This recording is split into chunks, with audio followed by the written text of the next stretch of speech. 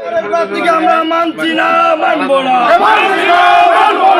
সবাই দাবিতে দলীয় প্রার্থী দিতে হবে। দলের কর্মীকে রাজ্য বিধানসভা নির্বাচনের প্রচার চলছে জোরদার। 23 এপ্রিল প্রথম দফার নির্বাচন। কোচবিহার জেলার বিভিন্ন বিধানসভায় নির্বাচন প্রথম দফাতে ইতিমধ্যে মনোনয়ন জমা করার প্রক্রিয়া শুরু হয়েছে। এদিকে দফায় দফায় প্রার্থী তালিকা প্রকাশ করেছে বিজেপি। সেই প্রথম তালিকা ঘোষণার পর থেকেই এলাকায় এলাকায় শুরু হয়েছে সমর্থকদের একাংশের বিক্ষোভ। তৃতীয় দফার পর চতুর্থ দফায় সিতাই বিধানসভার প্রার্থীর নাম ঘোষণা করলো বিজেপি। সিতাই বিধানসভার বিজেপি প্রার্থী করা হয়েছে আশুতোষ বর্মনকে। গ্রেটার কোচবিহার আন্দোলনের অন্যতম মুখ বংশীবদনের ঘনিষ্ঠ আশুতোষ বর্মন বলে খবর।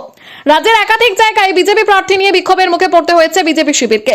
আর সেই ঘটনা দেখা গেল সিতাইয়েও।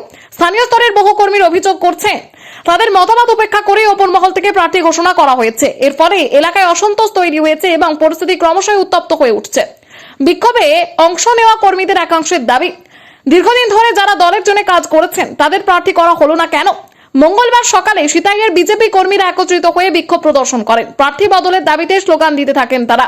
এদিকে বিজেপির জেলা নেতৃত্ব পরিস্থিতি সামাল দেওয়ার চেষ্টা করছে। সূত্রের খবর, দলীয় সিদ্ধান্ত অনুযায়ী প্রার্থী বাছাই করা হয়েছে এবং শীঘ্রই কর্মীদের সঙ্গে বৈঠক করে সমস্যার সমাধান করা হবে। রাজনৈতিক মহলের মতে ভোটের আগে এই ধরনের অসন্তোষ বিজেপি সংগঠনের ওপর প্রভাব ফেলতে পারে। এখন দেখার বিষয় দল কিভাবে এই ক্ষোভ প্রশমিত করে নির্বাচনী লড়াইয়ে এগিয়ে যায়।